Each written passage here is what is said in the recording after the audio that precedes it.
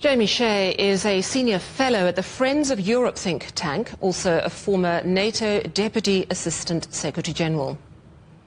Last winter, Putin did exactly the same thing with these massive drone and missile strikes on energy stations, trying very much to take Ukraine off the grid, cut industrial production, make life miserable for Ukrainian citizens. Obviously, just before winter is the time to do this type of thing from a cynical point of view. If you're Vladimir Putin, he may be also trying to push more Ukrainians to leave the country and therefore increase the pressure of migration on Europe. I think also what he's trying to do now is to cut Ukrainian military production, because over the last few months, Jamie, there's been a big surge both in Ukraine and in NATO and the EU to try to ramp up domestic arms production, howitzers, shells, that kind of thing in Ukraine itself, and invest more Western money in that effort on the assumption that that goes faster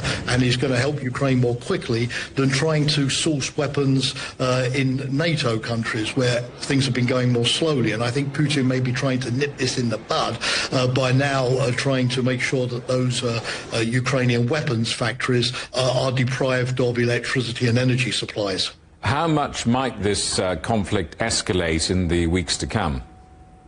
Well, I think we're now at a fairly decisive moment. I mean, Putin clearly sees that he has the advantage. The Ukrainians are on the defensive. They're being forced back, particularly in the Donetsk region. Russia claims that it's taken 600 square kilometers of territory there, its fastest rate of advance for a long, long time in the last month alone.